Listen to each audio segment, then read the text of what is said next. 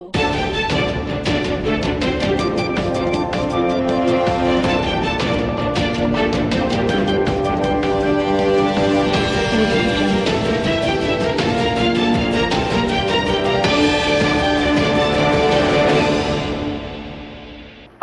તારીખ 8/6/2026ને સોમવારે શાળાઓમાં ઉનાળુ વેકેશન પૂરું થશે અને બંધ શાળાઓમાં ફરીથી વિદ્યાર્થીઓના કિલ્લોલથી વાતાવરણ ગુંજી ઉઠશે.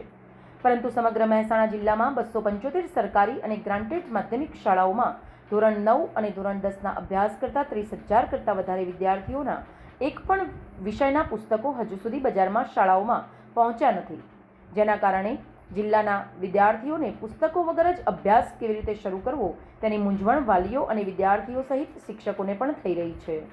આ અંગે માહિતી પ્રાપ્ત થઈ છે તે પ્રમાણે મહેસાણા જિલ્લા માધ્યમિક શિક્ષણ સંઘ દ્વારા ગાંધીનગર ખાતેના પાઠ્યપુસ્તક મંડળને પણ લેખિત રજૂઆત કરી છે અને વિદ્યાર્થીઓના સમયસર અભ્યાસ શરૂ કરી શકાય તે માટે ઝડપથી પુસ્તકો મોકલી આપવાની માંગણી કરી છે.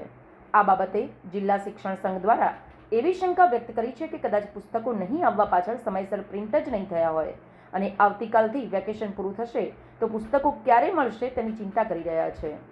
આ અંગે વધુ માહિતી માટે અમે વિસનગર શહેરની 2-3 શાળાઓના પ્રિન્સિપાલ અને શિક્ષકો સાથે પણ ચર્ચા કરી હતી. જોઈએ હવે ધોરણ 9 અને ધોરણ 10ના વિદ્યાર્થીઓને પુસ્તકો ક્યારે મળશે. ગુજરાતમાં શાળાઓની અંદર શૈક્ષણિક નવા સત્રની શરૂઆત હંમેશા પહેલાથી જ સુનિશ્ચિત તારીખે શરૂ થવાનું નક્કી કરેલું જ હોય છે.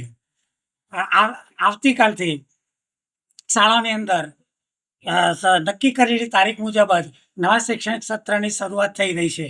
તેમ છતાંય ધોરણ 9 અને 10ના પાઠ્યપુસ્તકોનો કોઈ ઠેકાણા જોવા મળતા નથી.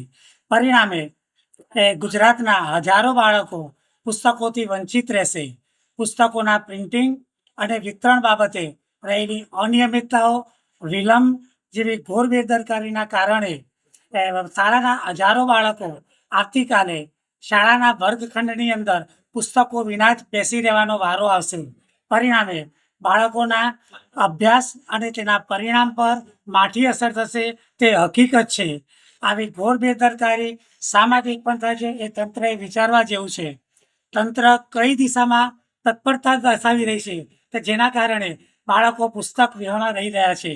હું આપના માધ્યમથી સરકારશ્રીને વિનંતી કરું છું કે જલ્દીમાં જલ્દી તાત્કાલિક રીતે બાળકોને પુસ્તકોનું વિતરણ થાય અને પુસ્તકોના વિલંબ બદલ જે અધિકારીઓ જવાબદાર હોય એ અધિકારીઓના વિરુદ્ધ કડક કાર્યવાહી કરવામાં આવે અને ભવિષ્યની અંદર આ પ્રકારના પુસ્તકોમાં વિલંબ ન થાય તે માટે કોઈ કાયમી અને સ્થાયી સુવ્યવસ્થા ઊભી કરવામાં આવે.